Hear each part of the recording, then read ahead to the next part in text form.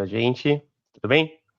Tudo certinho. E aqui já começou de uma maneira diferente. A gente tem um convidado especial, que é o Jim McDonald. A gente já vai introduzir ele aqui. Antes, a gente só quer fazer alguns anúncios.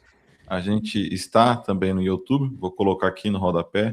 No YouTube vocês podem seguir a gente e assistir os vídeos depois, tá? A gente criou um grupo de WhatsApp para que... esse é algo novo, né, Rodrigo? A partir de hoje... Para a gente fortalecer essa comunidade, fazer os anúncios, ser mais prático nas comunicações, tá? E hoje, de novo, é um dia diferente e acho que já vale a pena a gente mudar para o inglês, porque o nosso guest não está entendendo nada de português. A gente vai ter o Jim hoje aqui. O Jim só para todo mundo entender um pouco do background antes dele se apresentar. A sessão hoje vai ser em inglês, né? Uma sessão um pouco diferente, né, Diego, do que a gente costuma fazer. E o Jim, ele tem um podcast aí chamado Identity at the Center, que é um podcast de identidade, que já tem mais de 6 anos de vida. Então ele vai contar um pouco da história e falar um pouco pra gente também da percepção dele de como a identidade tem evoluído. Vamos mudar para inglês então, Diego? Mudar para inglês. And today it's a big day. Yeah. So, Jim, thank you so much for being here with us today. I welcome you for all our Brazilian friends. Me and Diego, we started this Identity Short series because we missed the Brazilian Portuguese content for identity. And as this expanded, we want to kind of connect this Brazilian community with the people around the world that are also talking about identity as yourself.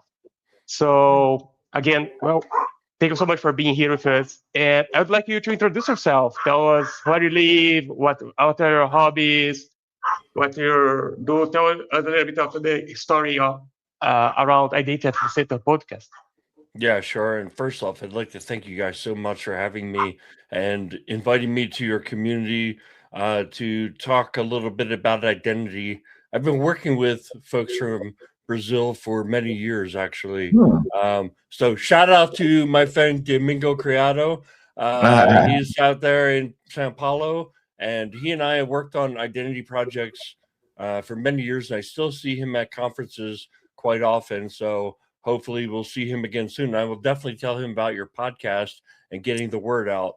And that getting the word out is just so important when it comes to having a podcast, right?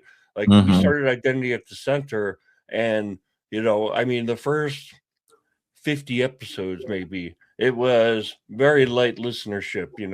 We never would kind of get more than 100, 125 downloads per episode. And then you remember 2019 led to COVID in 2020. And then people stopped driving to work and our downloads went back down again, right? And then it was really until after COVID and really within the last couple of years, the podcast community has kind of grown significantly, and we are going to reach 2 million downloads over that whole time. Wow, that's huge. Sometime this summer. It is really huge. Thank you. We'll reach 2 million downloads, and I'm telling you, most of those downloads happened within the past 24 months, really since 2024. And so my advice that I gave you guys before we went live was, I think you've done the first hard part, which is get started, get out there. You're doing a huge service to the community. The second thing is be consistent, because it's hard to be consistent if you don't have that many people tuning in, but you'll see it grow over time, and then all of a sudden it'll explode, and you won't really know what to tie that to, except what I see is that this industry is becoming more and more important, and identity is becoming the control plane. I've always felt that was true, right? I've always felt like, when you think about zero trust, and you think about how, we're much more moving away from like, hey, the people on the outside we keep them outside, people on the inside, we trust completely. That was the idea, the high level idea behind zero trust. But now it's, that's just presumed that is no longer true, and that it really comes down to identity being that last layer. Now, Rodrigo asked me to give a a quick introduction. I didn't introduce myself at all, but No, I'm go Jim ahead. McDonald. I've been in the identity industry since 2003. I got there. One of the first questions we always ask our guests is, how did you get into identity? Did you choose it or did it choose you? It chose me. I was a network engineer who became a project manager, and I got a project where it was, hey, take all these different websites and turn them into one website. But these were complex websites. These were for the company I was working for, different ordering portals and different warranty portals and things like that.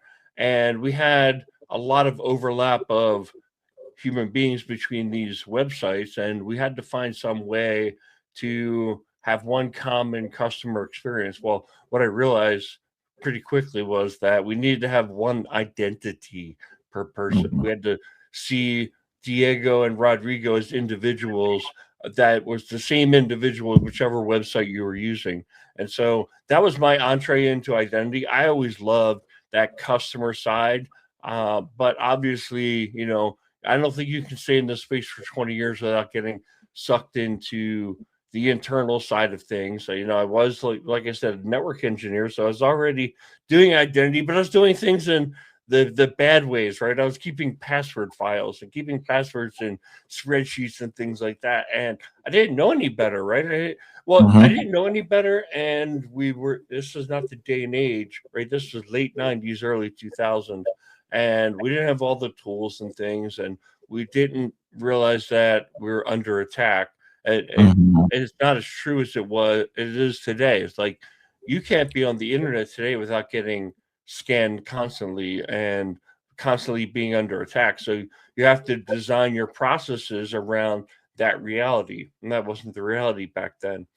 I got into consulting. I've been working with clients since 2012, helping them develop their identity strategy. So that's, going from what is your reality today to where do you want to go in the future? Help you understand, where you are, like an assessment of where you stand today, identifying what that goal state is, and mapping a path from here to there. And believe me, it's getting harder and harder, right? And some of the topics that we're going to talk about today, like AI, makes it even harder. Like, how do you plan a roadmap for 3 to 5 years? Like, what does that even look like? Oh, and 4 years from now, we're going to implement AI, like a Claude-based IAM system. Maybe that's where we are. But right now, we know what's out there now. We know what the problems are now. And we can see maybe a year or two into the future. Cool. Yeah, just I'd like to highlight one thing that you just shared. Like you started in identity when you were like working for as a network engineer, right? Back in 2023, 25, between that. And it is funny because now we see identity as the man on the spot right now. Like identity at the center, identity as a perimeter, identity as a strategy. But the fun part is, or the interesting part is, back in 2020 or even 19, whatever, identity was there already. Yeah, but it didn't have the spot. Like it was like that nobody cared. So so my first question, actually, that was not in the script. Sorry, Rodrigo, for that. But why do you think that the field, the market itself, the cybersecurity space game, field, why did they decided to show? Okay, we have been working a lot with firewall, now EDR, EPP solutions, but now it's the moment to put the attention in identity. When do you think that it started, and why? I don't think it happened overnight. I think it kind of got here. I always think of identity as, well, first off, it's kind of like the middleware that it's the glue that makes all the systems connected and things like that. And I also think that identity follows the industry. So as the IT industry, so as the IT industry went to cloud, right? Identity had to serve cloud. Well, cloud is like just taken for granted now, right? Now it's everything is moving forward with AI. I feel like why did identity become so important? I think it's out of necessity because we're getting to more and more distributed, diverse networks. You have, when we talk about identity as the control plane, right? That's the term of the term du jour, to put it in the French colloquial, like it's the term of the day. Identity as a control plane really is all about, being able to control access through the identity. Well, it's distributed. You have your cloud, you have your on-prem, you have your AI, your machines, like your control meters and things like that. You have your DevOps environment. So you have to have multiple, it's almost like multiple control planes you're pulling in, and you're architecturally thinking about it as a single thing, but it's really distributed. There's really no way to take that and say, oh, we're just going to put firewalls. Oh, we're just going to put DLP. And there are tools that are important outside of identity. Believe me, I will say that. But in terms of like overall managing and controlling who gets access to what, or what gets access to what, there's nothing better than identity. Yeah. And was that the reason why you guys started the podcast? I'm curious how that idea came, like back in 2019.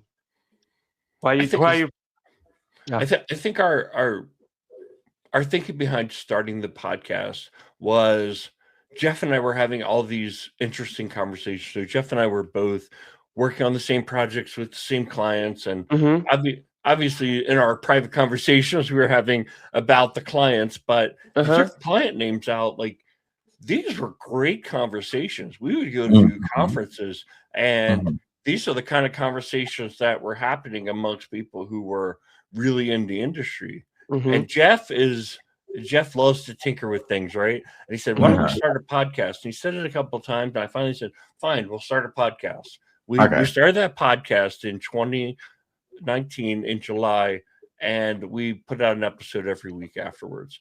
So I will tell you, like, did we ever see it becoming this big? I would say no, but we did a couple of things right. One was we started. Another was we stayed consistent. The third thing I would say is we picked the right name. Everybody said, "Oh, you guys got the best name." It was. I wouldn't say it was an accident. It was a philosophy that we were saying, like, look, identity is at the center of everything that's happening in cybersecurity, and you can really see identity being this, the nucleus of the atom, with all the other things flying around and feeding identity and pulling identity information. And when you look at like things like ITDR, it's really about like network and SOC and leveraging identity. It's really a tool that uses identity and feeds into the identity system. That's true. And so that was kind of the trend we were seeing, like DLP and all the other identity tools that were being built. Like they were becoming more and more dependent on identity, and also interacting with the identity system to say, hey, we caught somebody doing something, we can shut off their identity. That was becoming more the trend. And so we were thinking about the trend. What do you call trend? I was talking to Rodrigo before we start here. Like I said, come on, this guy must have like a crystal ball, because to start, to talk about identity in 2019 before the COVID. So the first thing is, no one at that time, was aware about the COVID. No one was expecting to COVID to hit, right? So these guys, they were like smart, clever, whatever it is. Or I told to Rodrigo, we must get the best buy link to buy the same crystal ball, just to understand how to predict the next trend, But across you guys have more than 400 episodes right now, right? Correct me if I'm wrong. Like 415, maybe, right? Yeah. I think you're asking me for the exact number, and I don't have it off the I can go out and I'd have to look on our website and tell you exactly. And I do have the website right here. But it's something around 400 or 400-ish. 415, 417. Yeah. So based on like 400 interviews, 400 episodes. It's a lot of content, right?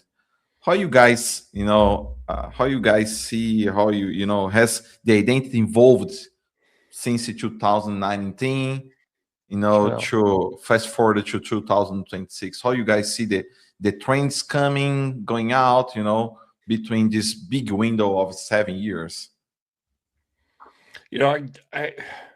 I would say, like, if we had a crystal ball, that would be awesome. I probably would be retired already because I'd be rich. Please. So we don't have a crystal ball.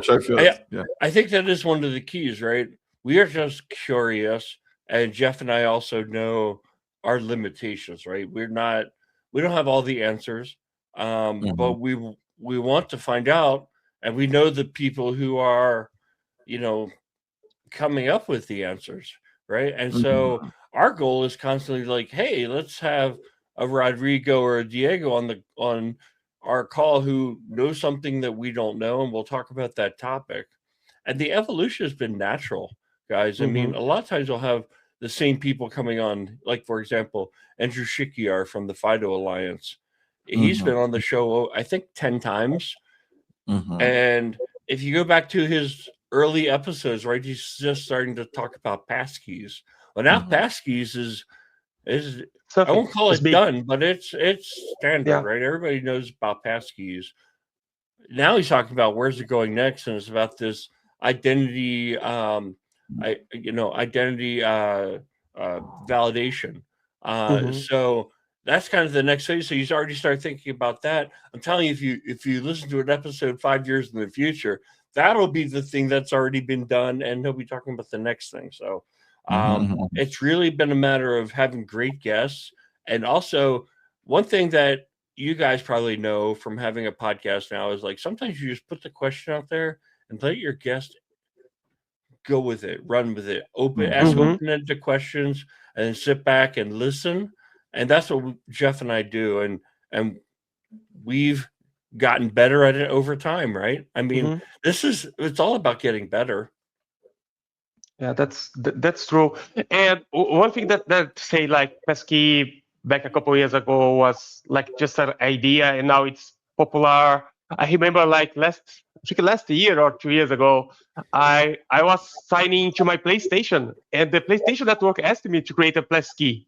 And that was my first time that I created a pesky for the PlayStation Network, and that was already getting popular. And now you got them everywhere. Yeah, now it's everywhere.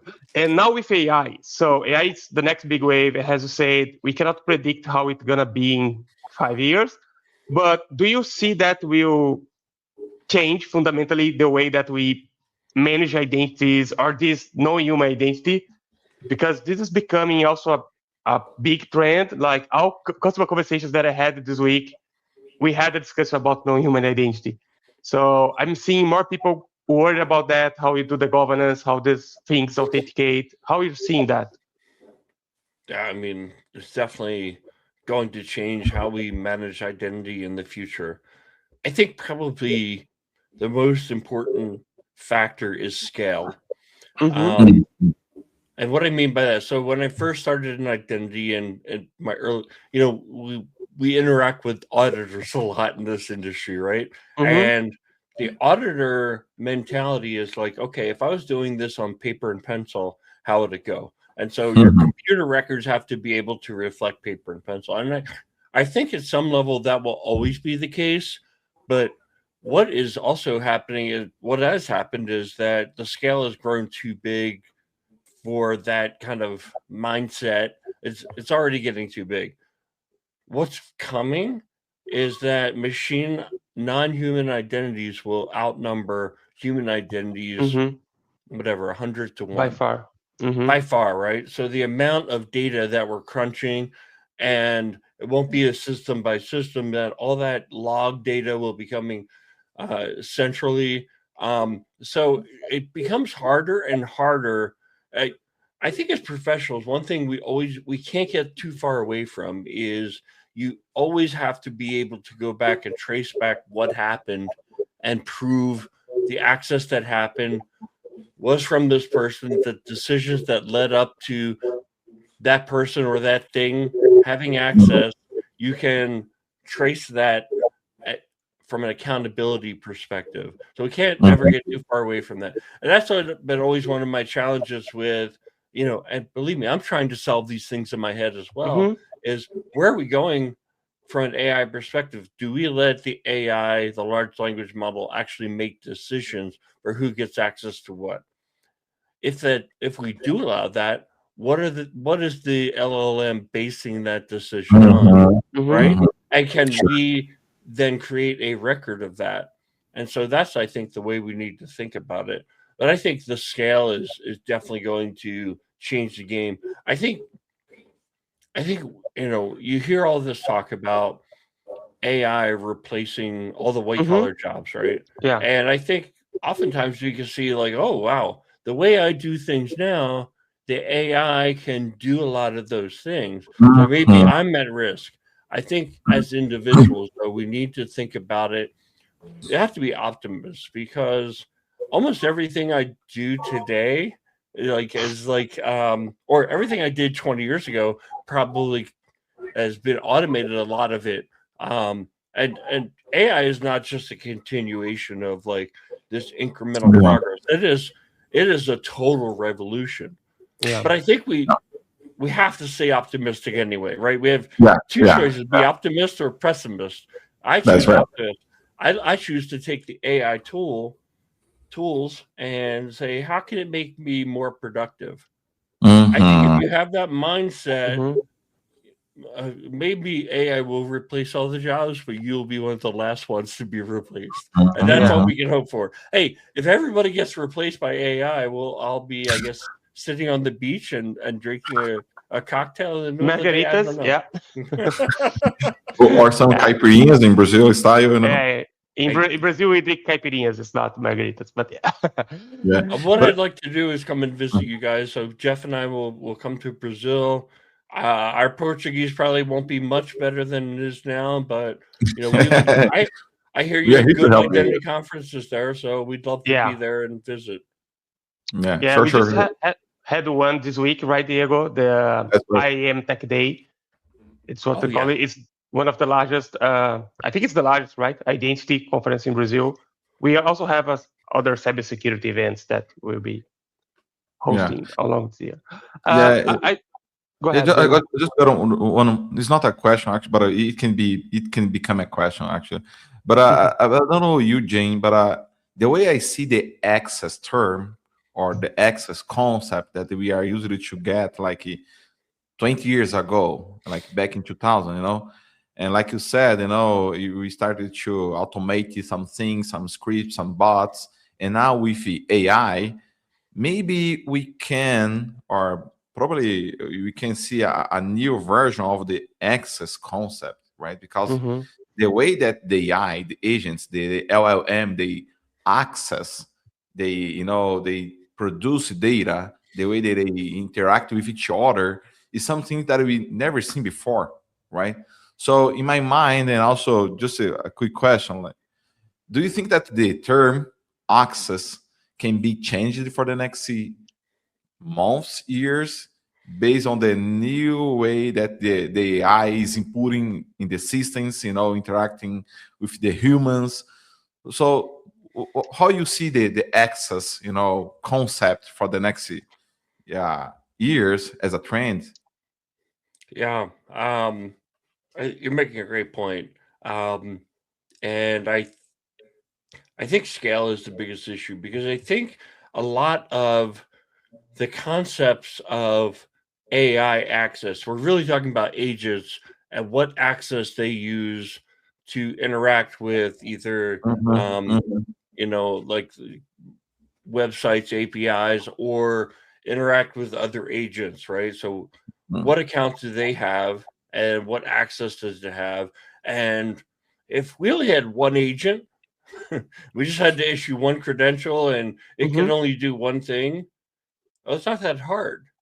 It's the scale. So that's, I guess that's my recurring theme, right? It's the scale at which it happens, because in the future, you're going to have millions of agents and it's going to go to millions of places. And I think that is a bit of a scary concept. And so we have to adapt all the technology to be able to, understand what is being done and making sure that we are, adapting to some of the concepts like least privilege that have been with the industry for a long time. It's interesting. I feel like I talk about AI access more than I actually do AI access, right? I'm still a practitioner, but I do strategy mostly with our clients. What I've been doing a lot lately, though, is I have a project, right? I'm building an AI agent to do something for my company. And it became an identity access issue because I'm saying, hey, I want to go to this website and scrape all the information. And it's like, okay, well, we have to get an account.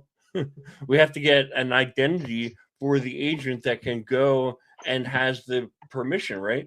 Because you're talking about a process that runs 24 hours. So it's not like it can lift Jim McDonald's my access or borrow my account to go scrape that website. It needs to scrape that website, pull that data back, and now make it part of its big brain, part of its database, right? So it needs to have its own identity. Now I have to go and make sure that there's no, in other words, there's not like a shortcut. I can't just say, well, like, hey, let's just give it my username and password. Like that's a major no, and no company is going to allow you to do that. And I think, though, so when we get this huge scale, we need to have strong controls, right? We can't just use username and password. We can't just use API keys. Yeah. We've got to have something stronger. MFA has been tremendously hard to do with non-human identities. Human right? identity. Without a human identity who can provide that extra factor, it's very hard to do. Now, the reason I don't say it's impossible, because I have seen some scenarios where they come up with things, but the more you work outside of your own organization, the more difficult it becomes. So how do you strike the balance between this convenience and the security? That's something that the people like Andrew Shikiar and the folks who work on those standards, they're going to come back and strengthen this over time, because we're going to build around a potential like difficulty or weakness if we don't. Yeah, that's a big challenge. And I completely agree with you. Like, I think the scale and the volume of transactions that's going to be happening, that will be scary, like for anybody to really manage. Yeah, super scary. And I want to switch the gears a little bit, because one question about the podcast itself.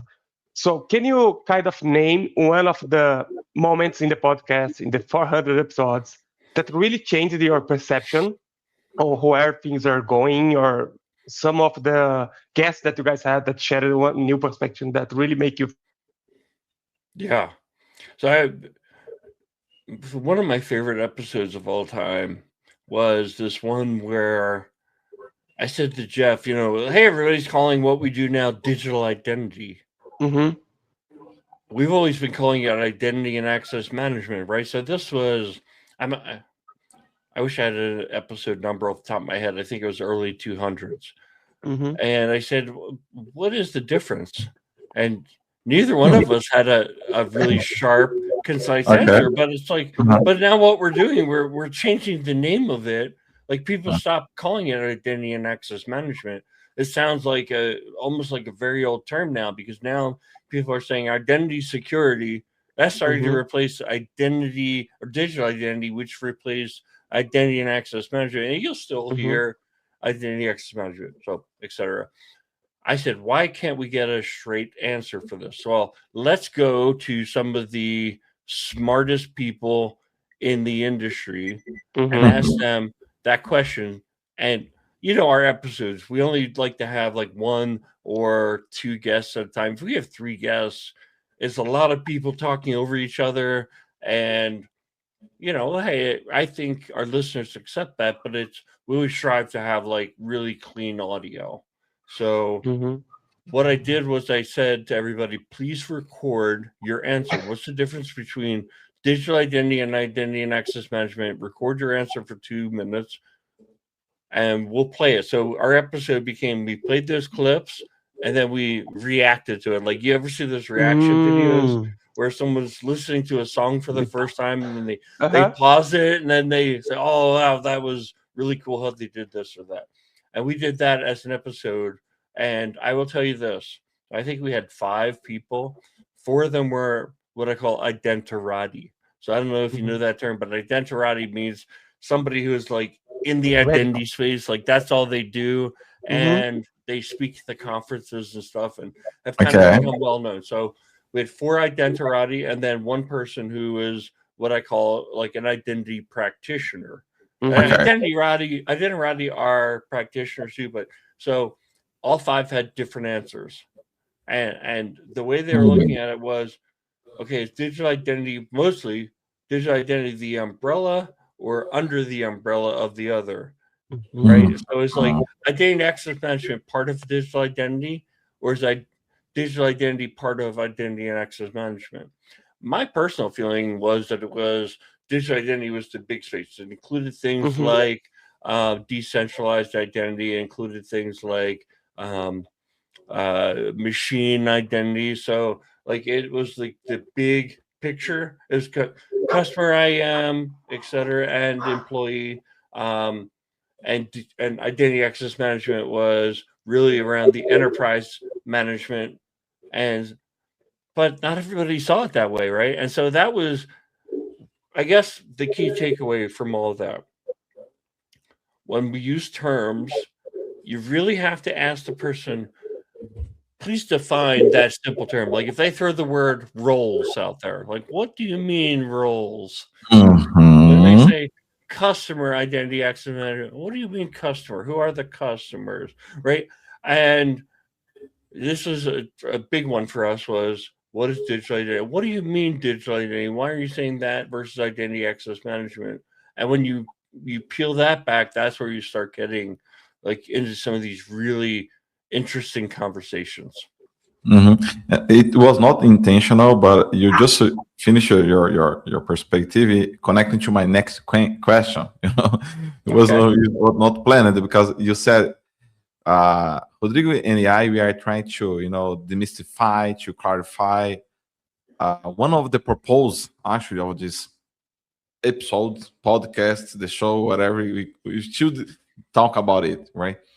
Is to help people, IT professionals, cybersecurity professionals, to get in identity space, identity field, identity cybersecurity game, And one of the most difficult challenges for those ones, for these people, these guys, these folks, is actually the terms. Like we have a lot of terms, PAN, king, IGA, whatever. And one thing is one of the biggest challenges. Okay, which one I should start first? Should I specialize in Microsoft to learn how to implement, deploy the Active Directory? Should I go to like SailPoint to learn how to govern an identity because it's the term that is a trendy right now? So we try to help the people to learn. Okay, we have a lot of terms, but you need to learn the fundamentals first of identity. So from your perspective, across all 400 episodes, if you have to share some tips, advices for new professionals that are looking to get in identity space, what is the best way to do that? What is there any specific path? School, academy, what is your thought on that? I always said there's not one specific right way to do it. I will say you dropped a lot of terms there, and I'm sure there are folks who are watching the podcast right now who don't know all those terms. One thing I think people today have that I didn't have when I was starting out in the industry was so much access to knowledge. And the best one is your AI LLM. So if you have a subscription to Chat GPT, it's what, $20 a month? I think it's worth it to get to subscription and have a full account. Totally agree. Or Anthropic, whatever you decide to use. You can just ask, what is this thing? And you can continue to explore and learn that thing from AI. The other thing you have is YouTube.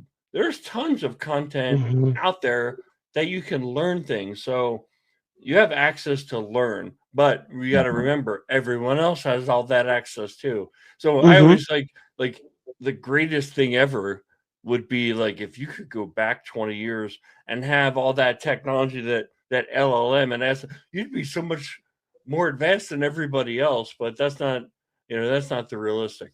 You asked how should people start?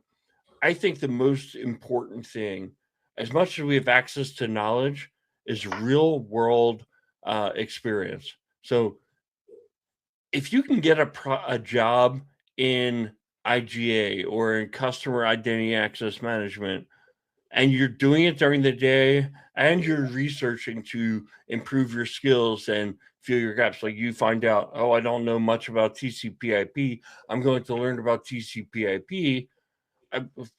That was something I came up with when I was a network engineer. I'm reading these books. I want to learn about TCP/IP. I had a book that was that thick that I read. Now I think I could watch a few YouTube videos and somebody could explain it in a much better way. I could definitely go to AI and, hey, I don't understand subnet masking. Help me understand, or help me explain it to a younger, a 10-year-old. Like, okay, now they break it down into real fundamentals, etc. But so I think getting that job, doing it in the real world, or if you can't get the job,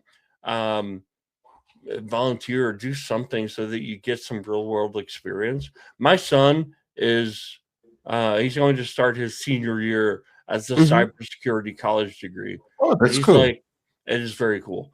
Except that when I recommended it to him, is like before AI. Now there's all this scare out there, like, hey, we're not going to need people in the future. It's all going to be computer. I said, don't listen. Block that out. Think about how you can use the AI to make yourself better at your job. But he gets frustrated because, you know what it's like when you're early in your IT career. You could probably make more money if you said, hey, I'm going to work in construction or something. Those guys, my friends who are doing construction, they're making $40 an hour. And here I am in IT and I'm making $20 an hour. That's just a conversation I had with my son just recently. And so I said, play the long game, man. You'll be making a lot more money than your friends 10 years from now, but you do have to pay your dues. You have to pay your dues early to get that experience, even if you're making less money.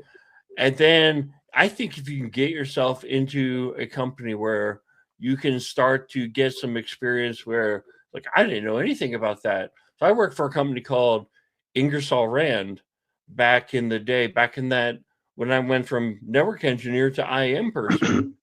I got that opportunity because I went in there and I worked really hard and I was still building my skills.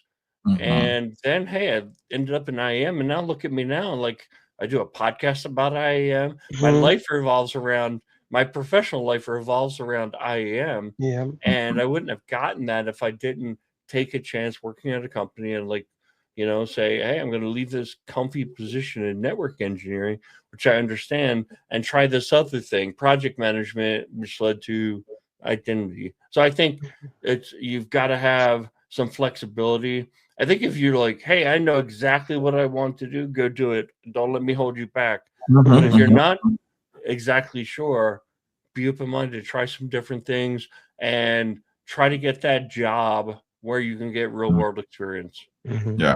Give you the opportunity to try, right? To start anything, because if you don't start, probably one of the biggest mistakes is just to get stopped, Yeah. You should start for something. Mhm. Yeah. Absolutely. Jim, we're going to the end of the conversation, and thank you so much again. That has been great. One thing that I want to ask you is, from your perspective, where is the innovation on the identity today? Is that AI, or is that any company that you see that are really thinking out of the box? How you see this marketing evolving and with this innovation? Yeah, I mean, I've seen it for a few years now. I really have always seen it, and the industry continues to consolidate and expand. And Mm-hmm. so when I say consolidate, it's usually the bigger companies buying up the smaller companies. The You small, have to yeah. remember, when I started in identity, the big three players, Oracle, CA, and IBM. Mm-hmm. Now it's not any of those companies, right? Exactly. I mean, Yeah. It's IBM is like, probably still the most successful of those, Mhm, but Mhm. mhm. I'm not saying Oracle or, well, CA is not around anymore, but Oracle is like not important at all. But within the identity industry, it's not the first name that comes to mind, but back then it was. And Mhm. so what you see is you saw like innovators like SailPoint and well, what became RSA. I'm trying to think of the name of the company now, but they came out with IGA. It's a whole new concept. And the market said that's the right answer. And what you sometimes see is like these large incumbent companies, they realize that was the right answer too late. And then they say, oh, Mhm. we have that too.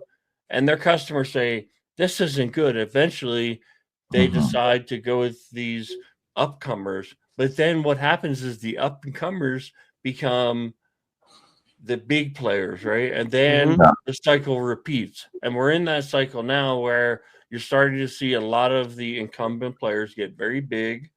Mhm. And there are a lot of innovators who are coming out and creating solutions that they feel a need in the market. Mhm. They talk to their customers and their customers said, I need to solve this problem.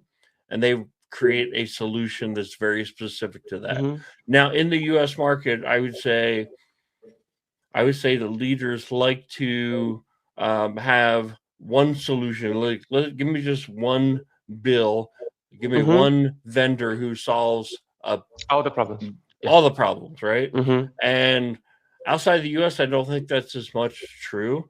But Mhm. eventually, the problems have to be solved. And if the big vendors can't solve the problems, then they will go ahead and bring on some of the new things. I think for the new companies, a lot of times they get started with VC money. So Mhm. having to like, hey, there is a pressure for them to get acquired or eventually go public, which is a very long route for a software company. So I see a lot of innovative companies out there right now. I won't go and promote anyone in particular, but I Mhm. see one of the biggest things that I see is the use of AI to um, enhance the way we do things now. And these companies are blazing ahead, and it's exciting. Oh, that's nice. Yeah, yeah, I really think. Yeah, and we have been seeing a movement, like you say, the market is kind of consolidating into big players, but in the same time, there is still room for innovation and people are moving really fast, right? So now with the AI and vibe coding, this kind of stuff, we can see new capabilities coming around every other day. Yeah. So it's really great. Uh, so as a final question, I think is if we have any of our Brazilian listeners trying to want to start with your podcast, what do you recommend? Do you have any episode in mind that you say start from this one, and then you can get the others? You mean as far as like where would they start with identity at the center? I would Mm-hmm. say just pick the most current episode, or if there's a specific topic that interests you, we have, if you go to that URL that's there at the bottom of the Mm-hmm. screen, there's a button that says listen. You click that, it brings you to our search page. The search page, it's like a Google search. You can put in Mm-hmm. a vendor name. They may have been one of our sponsors in the past, or Mm-hmm. we may have had somebody who worked for that company on the show. or you can put a topic like IGA or Kim or something like that, and just see what comes back. So that's the way to kind of cherry pick. You can also listen to episodes right from there, or you can go to YouTube. We started doing video about 2.5 years ago. So a lot of it's on you. Basically, all of our content is on YouTube, but some of the ones, they don't have real video, right? It's just like the soundtrack with the picture. So I think that's great. And if I was to start listening, I would just take the most recent one and then work my way backwards. Or we come out with content every week, so unless you have a lot of time on your hands, like you're probably going to have new fresh content to listen to all the time. Yeah, I don't need to say anything. Like I'm always listening, following you guys. So and also I would like to say thank you, for your service for the identity community. Yeah, it's really important, to get you guys providing useful, straight the point information, and also I'd like to have the opportunity to say thank you, to have you here with Rodrigo and me here. We are trying to, again, to populate it, to broadcast more information in the community, to help people to improve in their career, and also to come to identity space. We truly believe that there are plenty of space for more people to come to identity space and work, and bringing more expertise, knowledge, and identity. It's a really open space for everyone. Everyone came, doesn't matter if you work with the operational system, cybersecurity, developer, code, whatever. We have a space, guys. So that's right. Yeah. Jim, thank you again. I just want to say real quick, thank you to you guys for having me on. A lot of times I'll get questions like, "Oh, Juicy, so-and-so started a podcast. Did that make you worry?" I'm like, worry about what? That people are going to listen to their podcast instead of mine. I don't think about it that way at all. I think about it as we're all trying to help our fellow people in this industry. Like, I don't do identity at the center for a living. Jeff doesn't do it for a living. We do it because it's our passion. We want to see the industry get better. And you guys are doing that, right? You're doing that right now in the Brazil market. And you're feeling it. I could tell you guys have a very good style. Like, you ask the questions, then let me answer. I really appreciate that. And keep doing what you're doing. I mean, look, sometimes if you get too stuck on like how many downloads you get, that's not the whole story, man. If you're touching people, if you are changing people's lives, that's worth so much more than just getting more downloads. It's kind of like people who do things to get more likes. That's not everything. Not the right way to do it, right? Yeah, that's right. Yeah. No, thank you so much for your words. I want to call out that the podcast Identity at the Center is also available on Spotify and Apple Music and YouTube. So not only on the website. So you guys can listen in your favorite streaming platform. Yeah, thank you. Yeah. Thank you. Thank you so much. Have a great weekend, great Friday. Thank you, Diego. Thanks, Rodrigo. Thank you. Bye. Pessoal, muito obrigado a todos e até a próxima.